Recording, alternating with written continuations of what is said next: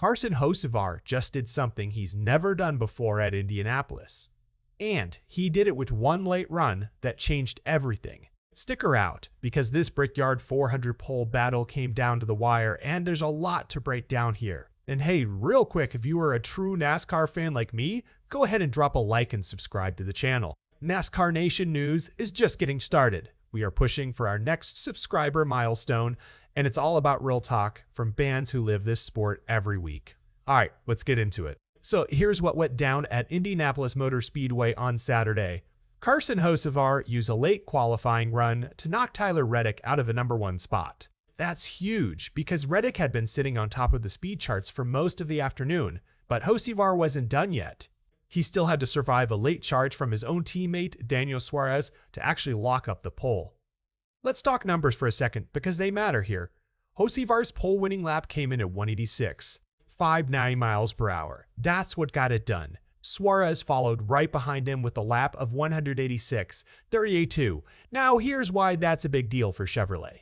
Those two laps gave the manufacturer the top two starting spots on Sunday's 39-car starting grid. Reddick, after leading for most of the session, ends up starting third. This is happening on Indianapolis Motor Speedway's historic 2.5-mile oval, so any pole here carries some extra weight. Now for Hocevar, this was clearly a special moment. He said, quote, "I haven't won anything at Indy, even was looking at like a marathon or something just so I can get an award here. It doesn't matter what." He went on to say it's just really cool to get something here, and he pointed out that behind the media center, out toward the backstretch, there's a parking lot with a bunch of rubber on it. And that's actually where he grew up racing. So let's put this pole into context for his career. Hocevar is 23 years old, and this is now his third career pole.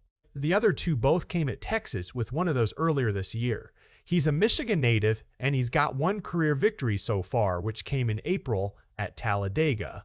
This is his third full season on the NASCAR circuit. As for the Brickyard specifically, he's only started this race twice before, finishing 12th and 10th in those 2 years. Let's shift over to Tyler Reddick for a moment, because his day had a bit of a turnaround story to it. Reddick, driving for Michael Jordan's 23XI Racing, had the fastest lap on the board for most of the afternoon, running a 196.0177.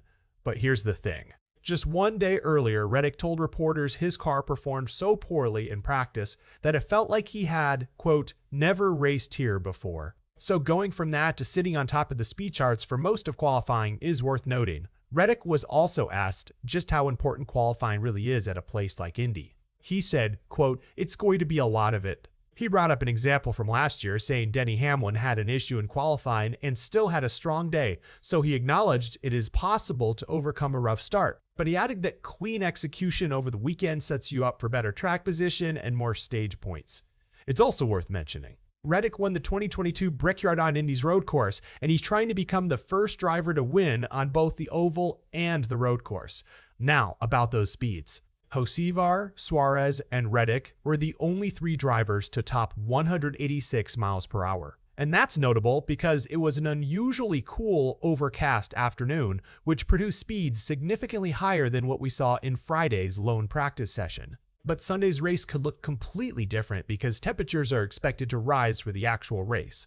A few more storylines to watch heading into Sunday. Defending champion Bubba Wallace, who also races for 23XI Racing, will start 29th after running 183.861. Denny Hamlin, who has already won 3 of NASCAR's 4 Crown Jewel races, qualified 5th as he continues chasing his first Brickyard title, this time with Joe Gibbs Racing. And then there's the $1 million storyline. Ryan Blaney and Todd Gilliland are the 2 finalists chasing the $1 million in-season challenge prize, and Blaney got an early edge in qualifying, starting 13th compared to Gilliland's 36th. But let's bring it back to Hocevar, because he's hoping to cash in on all of this too.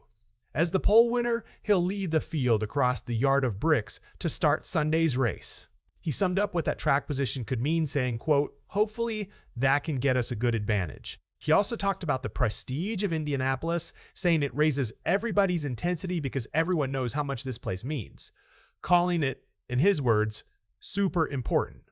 So to recap, Carson Hocevar grabs his first career Brickyard 400 pole at 186, 598 miles per hour, edging out teammate Daniel Suarez and knocking Tyler Reddick down to third after Reddick led most of the session. Now it's all about Sunday, when conditions are expected to change and that pole position advantage gets put to the test. Here's my question for you. Does starting on a pole actually matter as much at Indianapolis as Reddick suggested, or do you think Sunday's race gets shaken up once the track heats up? Drop your thoughts in the comments. And as always, if you enjoyed this breakdown, make sure you like this video, subscribe to the channel, and join the NASCAR Nation News community. We'll see you in the next one.